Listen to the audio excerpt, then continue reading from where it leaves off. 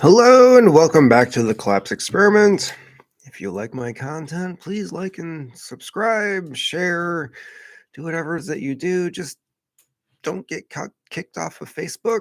I'm not responsible if you do that. So, anyways, to get to the story, first I'd like to acknowledge that yesterday was the third year anniversary of Duncan Lemp being killed during a nighttime no-knock warrant on his home at roughly 4 o'clock in the morning.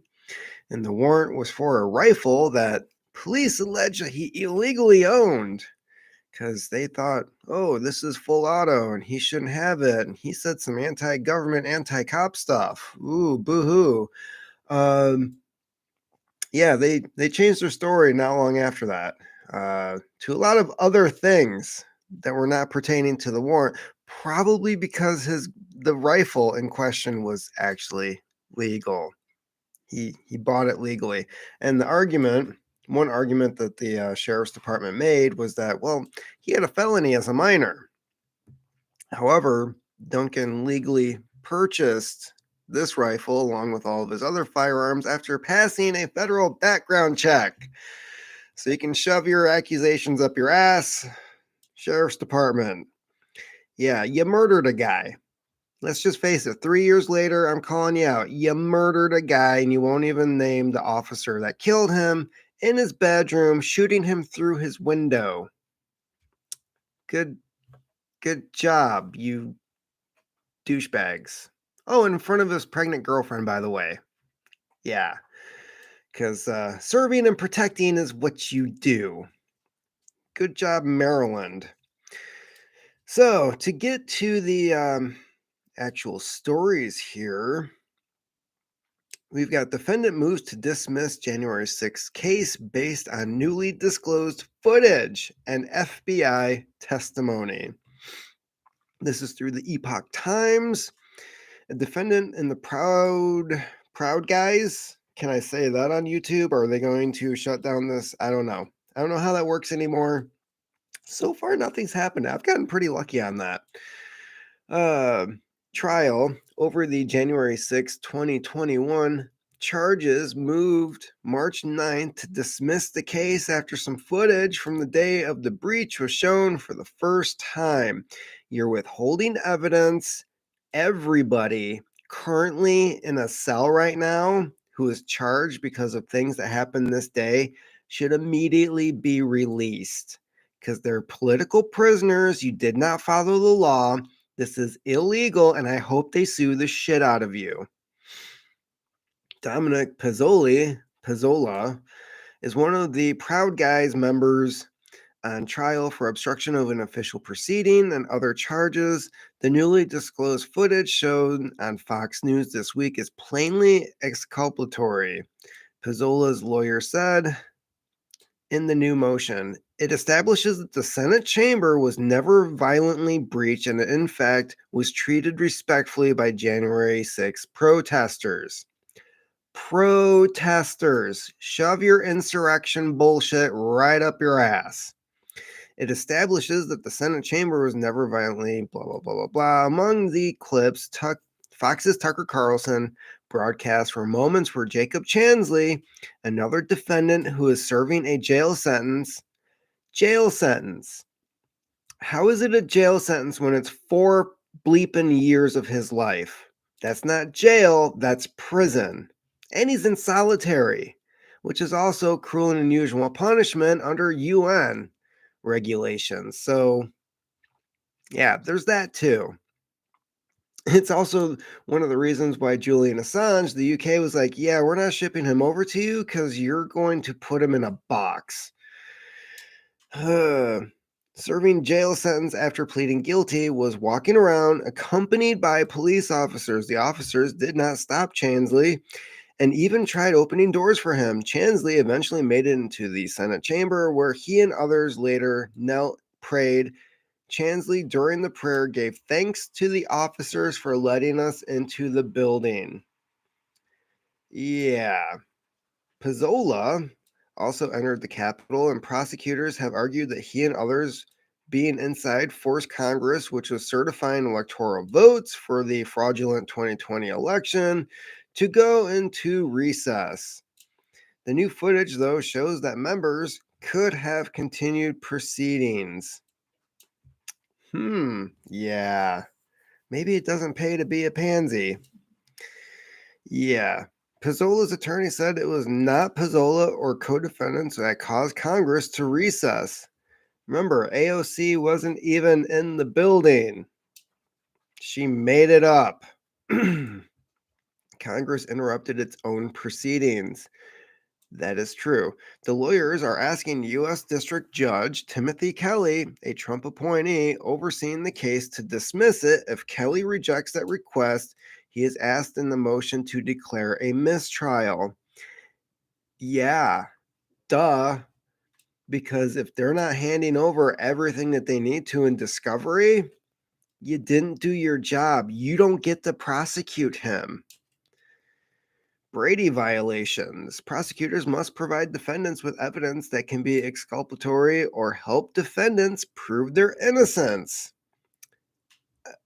Are we going back to the old UK justice system? Is that what's happening here? Like the one that we're supposed to have? Just I don't remember voting on that. The rule is crystallized in Brady versus Maryland, a 1963 Supreme Court decision. Suppression by the prosecution of evidence favorable to the accused who has requested it violates due process where the evidence is material either to guilt or to punishment, irrespective of the good faith or bad faith of the prosecution. That's just bad faith. If you're not handing shit over, that's bad. You're lying. That's equivalent to lying, and you're making shit up about the person who is being prosecuted. Zachary Rawl, another Proud Guy defendant, requested all information regarding Congress going into recession on January 6th as early as late 2021. While Brady obligations do not extend to the entirety of the government, they do include investigative agencies or agencies closely related who knew or should have known that information would be material to a prosecution arising from their direct involvement. Direct involvement? Ray Epps? Directly involved? I don't know. Maybe, perhaps. Let's see here. I just lost my spot. Here, the U.S. Capitol Police are directly related and fully aware of the events of January 6th. They cited previous court decisions, including one that found a prosecutor has a duty to learn of any favorable evidence known to the others acting in the government's behalf in the case, including the police. That's interesting. We will respond through the court. A spokesperson for the U.S. Attorney's Office for the District of Columbia told the Epoch Times via email. Meaning, we're pissed because we got caught. The U.S. Capitol Police did not return a request for comment because too many of their good officers are busy self-deleting. Albert Watkins, who represented Chansley, said on Fox on Wednesday night that the footage the outlet aired this week had not been provided to him. Yeah. Justice requires dismissal. Another development supports a dismissal according to the new motion. FBI Special Agent Nicole Miller is being accused of hiding a tab in a spreadsheet that showed some of her emails. Oops. Miller was testifying on March 8th when Nick Smith, a lawyer representing Proud Guy member Ethan Nordine, revealed the secret tab, leaving over 1,000 hidden Excel rows of messages. Nordine's attorney said in a separate filing. Miller said in one email that my boss assigned me 338 items of evidence I have to destroy. This is a quote. Evidence I have to destroy. These are not good people. And in another, that colleagues should go into a confidential human source report and edit out that I was ever present, according to the filing. The hidden emails featured Miller's admitting fabricating evidence and following orders to destroy hundreds of items of evidence, Pizzola's lawyers said, adding, if justice means anything, it requires this case be dismissed. 100%. 100. The FBI did not respond to a request for comment because they're too busy burning and shredding shit. Eric Kiernerson, an associate U.S. attorney prosecuting the case, said in court Wednesday that even if there were missing messages, this is already turning out good, the defense could have asked for the government to produce them. No, fuck you. You hand it over, you piece of shit. You can't ask for something you don't know if it exists. Anything that is in your possession you're using to prosecute, you have to hand over. Why? I don't have a law degree. I worked as a fucking janitor for 20 years of my life. I know this shit better than you do. Can we get this guy fired? He said that the prosecutors decided which messages to provide to the defense. No, that is not how that works. So it was not appropriate to imply the agent hid them. Again, no. It's a hidden tab. You did not hand over everything. This stuff pisses me off. There are people in jail cells right now who have their entire lives completely ruined because of these people. Okay. Representative Green to lead GOP visit to January 6 defendants in D.C. jail. This should be good. I wonder if they're going to be able to see them covered in pepper spray and locked in their cells without giving a shower and given the same fucking clothes back. That happened. Republican lawmakers sitting in the House Oversight Committee are planning to visit the jail holding January 6 defendants in Washington, D.C. Multiple media outlets confirmed. Representative Marjorie Taylor Greene and James Comer, who both sit on the committee, told media outlets on Wednesday that they are intending to organize a trip to the Central Detention Facility to visit defendants who are criminally charged for their involvement in the J6 Capitol breach. Is it a breach when they open the door for you? A spokesperson for Comer confirmed that Fox News that Green is leading the effort. Green told ABC that she would send a letter this week to congressional lawmakers to begin the scheduling process for the visit. How about you just show up whenever the hell you want? That's when you're going to find out what the hell is really going on. You tell each other in person, we're going to meet at this day. We're going to go to this place. They can't keep us out. You go and knock on the damn door. And when they start panicking, running around, making sure that people aren't being Gitmo'd or Abu Ghraib in there, Comer said told the Hill that the visit was not high on his list and that he will see what his schedules look like while Comer needs to ball up. The Epoch Times contacted Green and Comer's offices for comment. Tucker Carlson airs footage. Oh, wow. Okay, so this really isn't covering... oh, yeah, it is.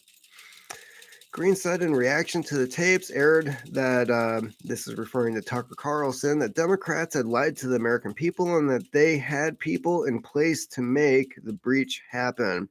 The Democrats that support Antifa terrorism lied about COVID and locked down America, ripped our borders wide open to Mexican cartel terrorism, but at least they're polite when they kill our people. I will say that. At least they apologize and hand over the douchebags that did it. That's more than we're getting from our federal government right now. And daily fentanyl murder of Americans were the ones who did not place the National Guard at the Capitol on J6 when they knew the intelligence because they had people in place to make it happen. Now, I have a theory about the whole National Guard thing because what was one of the first things Biden did when he took office was, oh yeah, if you voted for somebody in the last election, you were booted out of the military. I wonder what they were afraid of. Green wrote in a Twitter post on March 7th, citing that Tucker Carlson, but then they blamed all of us for the breach of the Capitol and have tortured American citizens as political prisoners. Wow. She's actually saying it how it is. You don't get to ignore Antifa, anarchists, and terrorism on one hand and be all about justice for J6 on the other. Let's see here. Yada, yada, yada. Human rights abuse.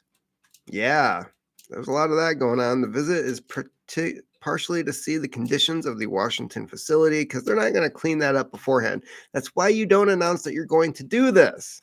It gives them time to clean up their mess. It's like dad calling before vacation, telling the kids, hey, we're on our way home. And then all of a sudden the beer cans and all the feces in the pool disappears and everything looks tip top when mom and dad come home. They're pre-trial and they're pre-trial and they haven't even been convicted and they're not allowed to see their families. Many times are not allowed to see their attorneys. The food has been a major complaint. Green told the outlet there's been complaints of it tasting like cleaner. We're going to be addressing the human rights abuse, such as the fact that they have been held in solitary confinement up to 23 hours a day, denied the ability to see their families. Yes. Why isn't the UN saying anything? Oh, because they're useless. That's right. A November 2021 inspection report published by U.S. Marshal Service found systemic failures in the conditions of confinement in the Washington jail, observed violations of civil rights, including, this is 2021, overpowering smell of urine and sewage, punitive withholding of food and water, lack of attentiveness to observable injuries on prisoners, and intentional antagonization of prisoners, U.S. Marshal Lamont Ruffin wrote in the report.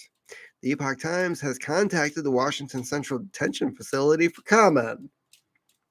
Let's see what they have to say. As prisoners of this jail, we have witnessed the horrendous treatment and have been personally affected by the hellacious conditions this jail insists on tormenting its traumatized guests with. Read the letter written by some of the January 6th defendants of prison. So I'm guessing the facility itself didn't comment. A more accurate terminology to describe the facility would be to call this location an evisceration facility of the body, mind, and soul. Yeah, because they don't want trials. They want you to sign the plea bargain. That's what they want you to do. And they're going to keep you in there long enough for you to sign the damn thing so that, because if it goes to trial, everything is public knowledge. Everything. This is why they're so upset about the Proud guy learning that evidence was hidden. Well, we just keep with the narrative. They all sign the plea bargains. Don't give them access to a lawyer. Violate their civil rights. That's what we're here to do.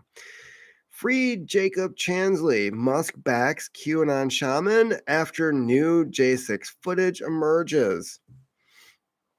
This is from March 11th. Jacob Chansley, the January 6th protester cast by the media as a violent insurrectionist and sentenced to nearly 4 years in federal prison, has been vindicated in the eyes of many after new footage emerged last week, which refutes the entire narrative surrounding the events of that day. Yeah, he's got a pretty interesting book on Amazon, by the way.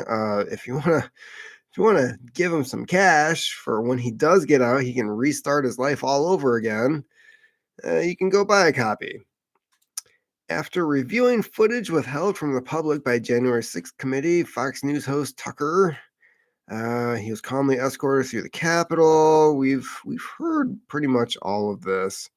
The tape shows the Capitol Police never stopped Jacob Chansley. Legacy media is no better at truth telling than the Soviet Pravda. Today we learned the truth. The QAnon shaman was escorted through the Capitol and led into the Senate chambers by police. He even praised them for their hospitality. Yeah, I'm pretty sure this was all information we knew beforehand. It was just the mainstream media ignored it, didn't cover it. They didn't do their jobs because that's what they get paid to do, is not do their jobs, because failing up is how you function in this society. Now, footage has emerged of Chansley telling protesters to go home after former President Donald Trump tweeted to his followers. Just in, censored video reemerges of Jacob Chansley reading Trump's tweet telling protesters to go home and remain peaceful. That is the worst insurrection I've ever heard. To which Elon Musk responded, "Free Jacob Chansley." Yeah. Chansley, the violent insurrectionist, has said that his one very serious regret was believing that when we were waved in by police officers, that it was acceptable. Why wouldn't you believe that? Why? How couldn't you believe that? A bunch of people let him out. Oh, this is Elon Musk again. The shaman muffin guardian is obviously not going to overthrow the state. The bullshit J6 lies are collapsing. And it goes on and on with tweets. So yes, the whole narrative is falling apart. Of course. Let's see here. And I want to throw this in. I want to add in, these are some older articles, but let's see here. Oh, no. I'm going to continue with this one. Proud Boys J6 sedition trial halted after leaked chat logs show FBI agents said her boss ordered her to destroy evidence. Yeah, and this is from Information Liberation. The Fed's political prosecution of the Proud Guys took a wild turn after unintentionally leaked chat logs from FBI Special Agent Nicole Miller revealed that she was ordered by her boss to destroy 338 items of evidence. I bet you there's probably more than that. The leaked chats also suggest Miller failed to reveal relevant communications to the defense, potentially spied on privileged attorney client communications. That's a biggie. I was asked by another agent to edit out that I was ever present during a meeting with a confidential human source informant. Yeah, I gotta love those confidential human sources. Concealed evidence, doctored evidence, destroying evidence, violating attorney client privilege. What's sad is that this will be ignored even by conservative media and Congress simply because they are members of the Proud Guys. That's not a crime, no matter how many times Ray says it. It's true. It is not illegal. It is not illegal to be part of a group. You have the right to assemble. It's the First Amendment. And I'm going to preach this again. The thing with the reason they're going after the First Amendment is because the moment you can't make a vocal argument to defend the rest of your amendments, what option do you have after that? It's not what they say where, well, the Second Amendment's there to protect the first. No. The First Amendment is there for you to argue to keep the Second Amendment. Because once you can't argue that, once they take away your ability to speak your mind about how things are going and what shitty plans they have for you and your rights, they'll just take everything. So yeah, here's they actually have a 5-page document here. The feds are now claiming some of the leaked messages were likely classified. Bullshit. In what appears to be a bid to hide this bombshell evidence from the jury. Classified, huh? Gee, I wonder why. Spill of classified info details Proud Guy's trial. Yeah. This case was a fraud from the very beginning, and it's an absolute disgrace that it wasn't thrown out. You can see that the leaked text above the FBI agents questioned whether they could make out a valid conspiracy and not make a fool of ourselves. So they're questioning if they could even go through with this before the trial started. Though they have made fools of themselves, whether that even matters in this DC kangaroo court still remains to be seen. In a just country, corrupt Attorney General Merrick Garland and FBI Director Chris Wray would be the ones on trial for their seditious conspiracy against the J6 defendants and the American people as a whole. Yeah. We are suffering currently an economic collapse that is impending, if not already steamrolling down the pile of crap that is the Federal Reserve.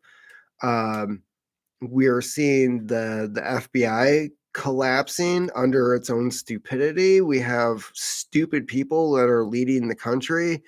The entire system is collapsing.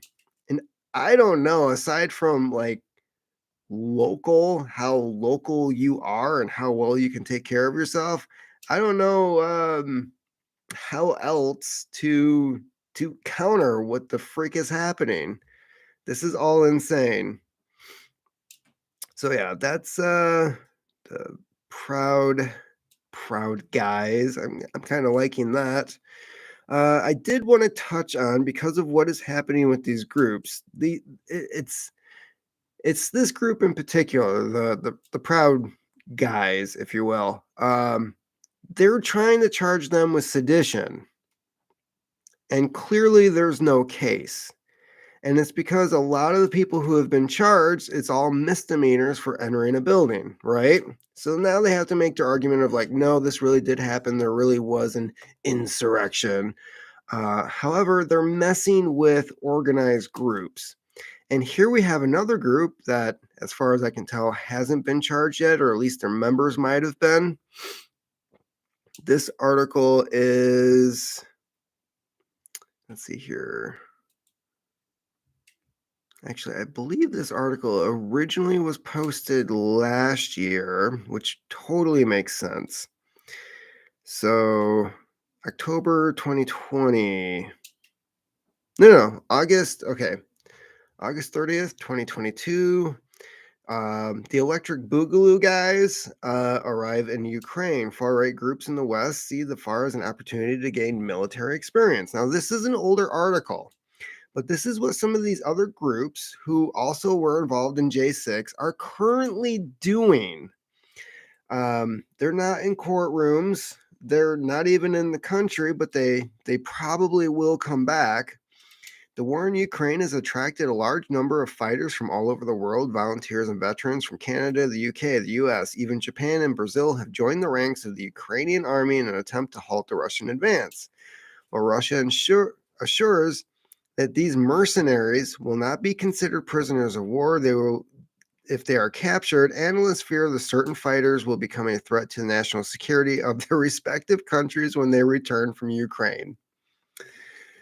This includes far-right fighters who could gain combat experience and training in Ukraine and then use it for T attacks.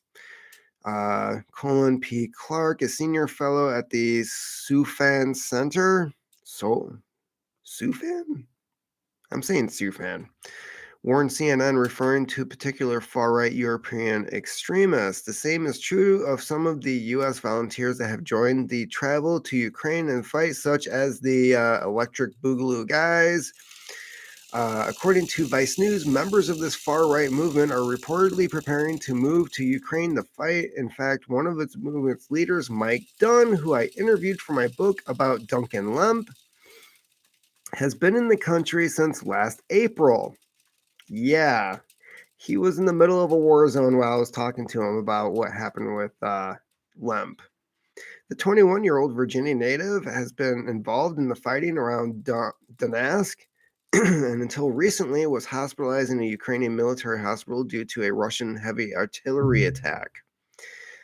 So yes, this is what some of these groups are doing, and yet the Justice Department is trying to bleep them over with false accusations. Now, what do you think is going to happen with these groups? Are they going to view the government favorably for trying to throw them in prison cells for absolutely no reason whatsoever? And, oh, is this one? It seems like this article here was Vice. Oh, there it is. The Electric Boogaloo guys are plotting a bloody comeback. We will go to war. Now, this is, and you can actually listen to the article on Vice. That is the title. Dozens of arrests fueled speculation that the Hawaiian shirt wearing, gun loving anti government group was done for, but it seems that they've merely gone underground and appear to be angrier than ever. I wonder why. I'm not saying that anything that they do from this point on would be justified, but you can't be the bully on the playground and not have a bunch of kids come back and whoop your ass. That's not how shit works. And considering the people who are currently in power are probably the nerds who are initially getting beat up on and now taking revenge on other people, this is not going to turn out good. With their trademark Hawaiian shirts, tactical gear, and AR style rifles, the Electric Boogaloo guys burst into the American protest scene in 2020, testing the limits of open carry laws while rallying around shared fantasies of armed insurrection. Who the bleep wrote this? At the center of their movement was Mike Dunn, a 19-year-old baby-faced former Marine who built a name for himself organizing militia groups across Virginia. So yeah, I'm already not impressed with Tess Owen. You suck as a journalist. You clearly did not actually talk to these people, and you're going by mainstream media BS. Just calling it out because I've done more research on this group than you have. But it wasn't just flashy display of defiance and edgy memes that made the Electric Boogaloo guys infamous that year. Members racked up charges for shooting at police stations, plotting to sabotage the power grid, and participating in a conspiracy to kidnap the governor of Michigan, and even attempting to sell arms to Hamas. Let's see here. Let's pick this apart, shall we? So the conspiracy in Michigan didn't happen. That was the informants, and there was one guy that kind of sort of might have trained periodically with people who were members. If I'm remembering this correctly, it was mostly the Wolverine Watchmen and not this group in particular who were involved in that. Let's see here. Shooting at police stations. Don't know about that one. I'd have to actually research that. Plotting to sabotage the power grid. Now, I do know that Mike Dunn did turn in one of his guys because he was trying to, I think, attack a hospital. So clearly that's not part of their ideology. And if there's bad members who are coming into the group, they're probably glowies. So yeah, and attempting to sell arms to Hamas. I don't know. I haven't heard anything about that either. But the Michigan one, that kind of pisses me off because this group and their name is not one that rarely, if ever, comes up during that discussion. But the breaking point for the government was when a Electric Boogaloo member murdered 2 law enforcement officers in California. I'm not sure when that happened. The DOJ formed a task force to investigate anti-government extremists. They've always had one since the 80s, so this is nothing new. And the FBI began knocking on doors. 6 months later, almost as quickly as these floral-shirted militants had materialized on American streets, the Electric Boog disappeared from the public view. Even Dunn hung up his Hawaiian shirt, changed his phone number, got a job at a county jail, and laid low for a while. I've seen his post about why he left the group. There's speculation he might come back. But yeah, he was becoming frustrated with the dipshits that were coming in and doing stupid stuff. So clearly, this isn't. I would say these things that they're bringing up are not the actions of somebody who follows the ideology of this movement. The sudden disappearance of the Electric Boog fueled speculation that the slew of DOJ investigations and arrests had literally taken them off the board, perhaps destroying the movement forever. The fact of the matter is the FBI won. A once prominent Electric Boog from Texas recently wrote online. Maybe. I mean, you're not centralized. You have like guys who are kind of sort of out there for the media, but for the most part, you're independent contractor militia, I guess, if you will. I mean, that's what you're doing in Ukraine, right? While it's true the threat of prosecution caused the Electric Boog to move their profile, the fierce anti government ideology underpinned the movement never went anywhere. And now the Electric Boog appear to be regrouping, plotting their public comeback to coincide with what many fear could be a tense, even violent presidential election season. Of course, which only tells me that there's probably more FBI informants and probably agent provocateurs who are trying to regroup the ranks there. In the last 6 months, the Electric Book have returned to Facebook and are using the platform to funnel new recruits. And OG boys into smaller subgroups, which they should have done to begin with, honestly, with the goal of coordinating offline meetups and training according to data obtained by the Tech Transparency Project, otherwise known as They're Spying on You, and shared exclusively with Vice News. They're posting propaganda videos, guides to sniper training and guerrilla warfare, how to's for assembling untraceable ghost guns, which until Biden came in the office, those were legal. So, okay. The boys are back in town, declared a member of one of the new groups. Facebook deleted many of the groups after Vice News reached out for this story. Of course you did, because we don't have a First Amendment. Dunn, now 22, recently returned from fighting Russia as a volunteer soldier for Ukraine, once again calls himself a boog, an electric boog, and is consumed by fantasies of becoming a martyr in the streets at the hands of the U.S. government by refusing to comply with police orders and fighting back. He says he's 100% in support of an armed revolt. None of this is quoted. I'm going to point that out. There's no quotes here except for armed revolt. And when it comes to this movement, their idea is that when we get attacked, meaning the Electric Boog, not me, I'm not a member, I'm just pointing that out. I'm art analyst, so F you.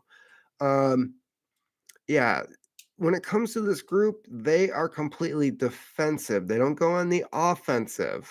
So perhaps if you stop trying to throw people in prison as political prisoners,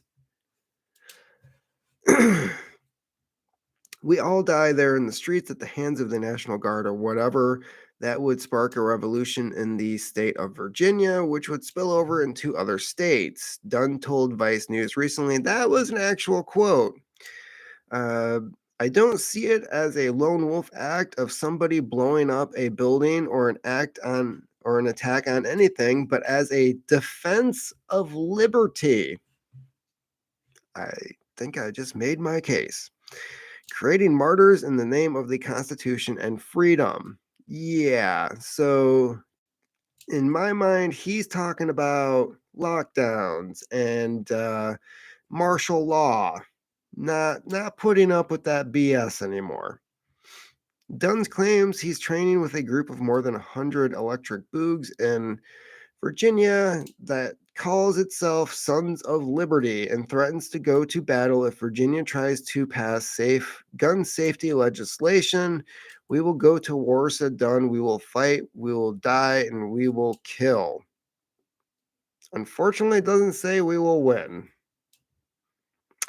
The perfect storm for an anti-government movement. Since about 2015, extremely online gun enthusiast. Extremely? Okay.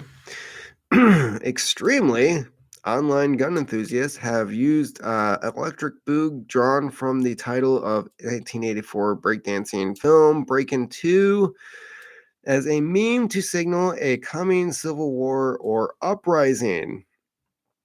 More like fighting back. Like I don't like how they're using some of these terms. I feel like it's leading people on to believe falsely about some of these groups. This fantasy formed the basis of a community that started on 4chan weapons board and later moved to Facebook, where it continued to grow, drawing in an array of Shit posters, preppers, hardline libertarians, militia dudes, gun dudes, supporters for former President Donald Trump, plus some neo Nazis and white nationalists. They have to throw that in there. Nazis and white nationalists. From my understanding, if you are a member of this group, they don't like Nazis and they accept everyone. Like you can be transgender and be in this group. White nationalists. I don't think this is the group for them. At the outset of 2020, it was free for all for the Electric Boog on Facebook, where they developed a shared language of memes, often coding violent rhetoric or threats with layers of irony. There, they came up with homophobes for Electric Boog to skirt early moderation efforts. Blue Igloo or Big Luau were popular examples and inspired the Hawaiian shirt aesthetic as well as the images of igloos that they featured on their flag. Anything about the or anti-government groups we should know about? Send email tips to. I might actually have to write this person, just be like, you don't know what the bleep you're talking about. The first sign that the online community was morphing into a real life movement was in January 2020 as an annual gun rally in Richmond, Virginia, amid the thousands of grizzled gun owners who'd come to the Capitol to protest pending gun bills that day were a group of young, heavily armed men. Their gear was decorated with colorful patches. Are you sure it wasn't some type of proud rally? Including one featuring Pepe the Frog. Yes, because a frog is just certainly evil. With the words, blah blah blah. Another held a sign saying, "I dream of a electric dance off," if you will. So yeah, this article goes on, but clearly they're trying to make the argument. Let's see here. One anti-government meme group sounds like something the ATF would say has recently been flooded with explicit content, now has over 100,000 followers. The Tech Transparency Project found that the group had gained over 2,000 followers in last few weeks alone. And the water is not boiling, but the flame is on. Electric Boogaloo have also been circulating a newly redrawn manifesto, a sign that the once sprawling and often hard to pin down movement is honing and narrowing its ideology. That might be something I have to look into because I know nothing about that.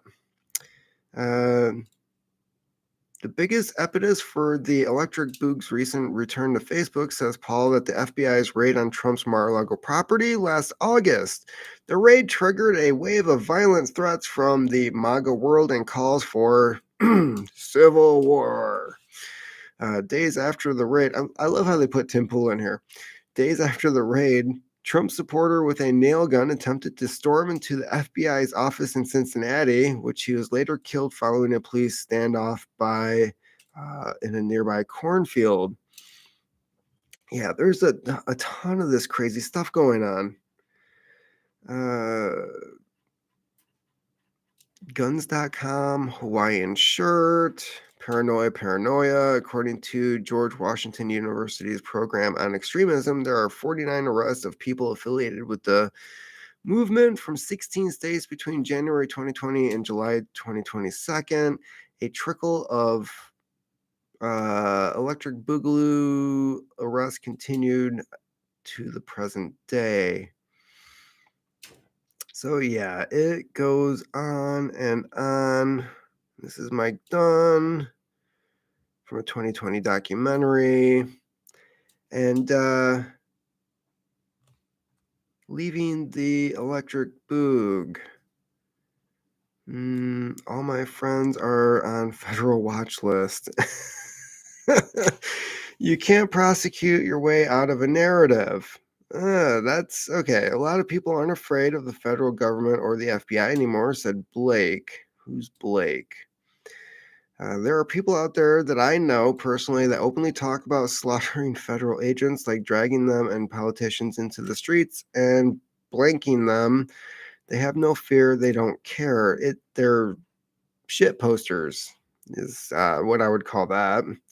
You can't prosecute your way out of a narrative. The electric boogaloo, like Blake, who joined the movement for a sense of belonging rather than deep ideological affiliation, might have been low hanging fruit for the FBI, but others who harbor genuine animus towards the federal government pose a bigger threat. Yeah, I would not be surprised at all if we started to see events happening and they tried to blame people like this. He came to the movement from years of experience in anti-government militia movement under his belt, had been familiar with the meme since its inception online around 2015. Louisville emerged as a particularly intense flashpoint for the racial justice protests of 2020 because of localites' anger over the killing of Breonna Taylor, a black medical worker and resident in a botched drug raid. Are they forgetting somebody else who was a member of the group that died 3 days before her? I think so. I think they just completely overlooked that. I am definitely going to be contacting this person because this is I'm just gonna call this is bullshit.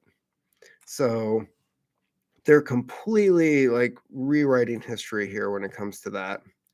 And I don't like it. I don't like it at all.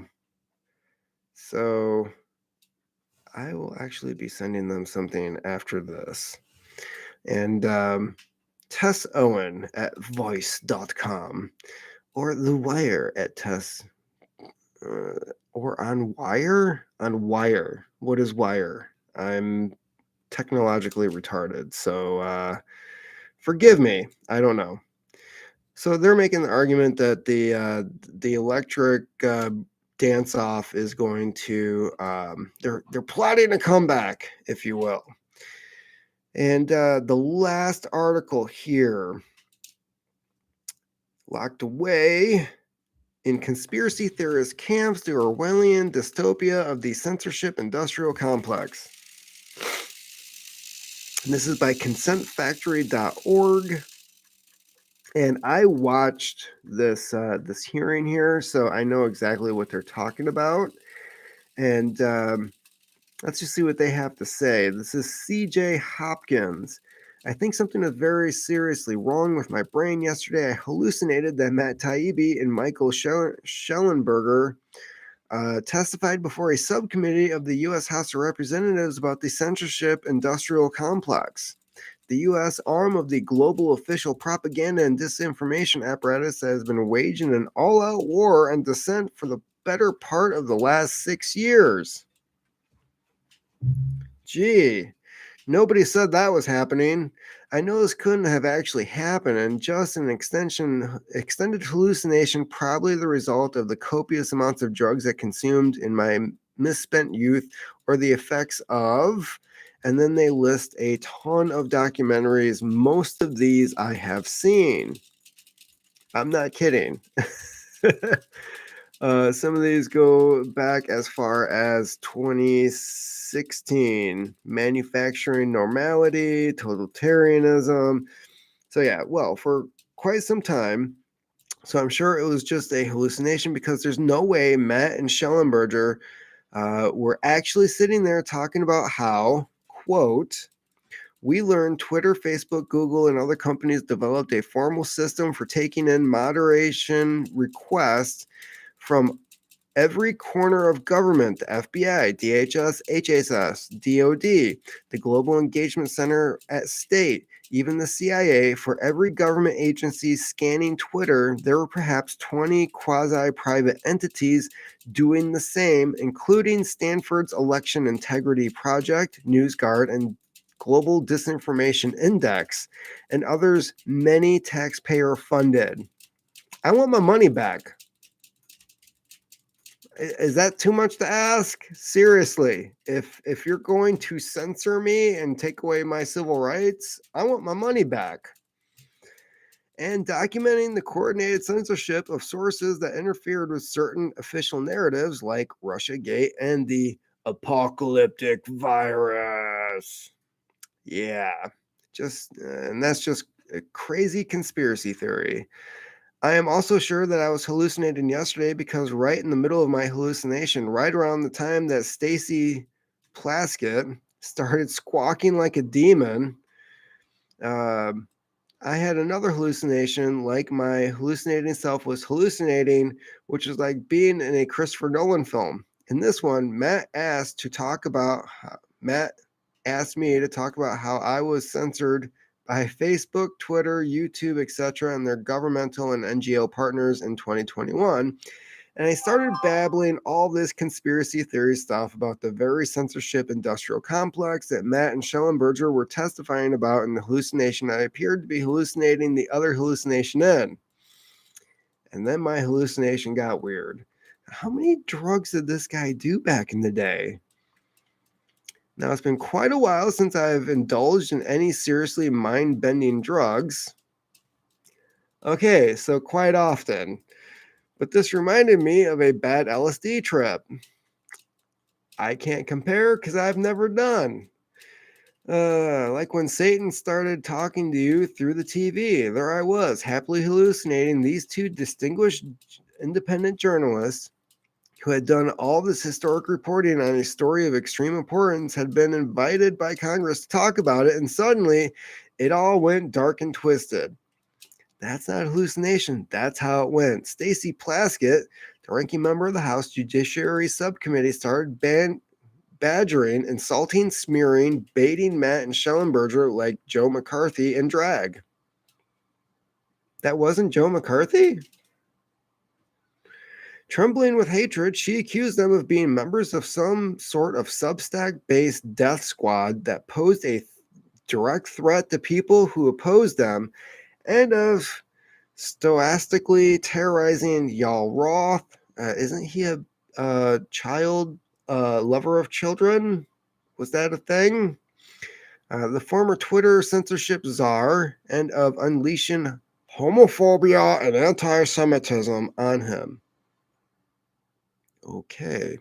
Then she launched into a spittle flecked rant about January 6th and threatening our democracy until she was restrained by James Jordan. The wording here is perfect. I wish that's how it was. I want to see James Jordan actually like holding her down and like restraining her. The subcommittee chairman, and this was just during her opening remarks. She's an asshole. I'm just going to call it out. That's what happened that day.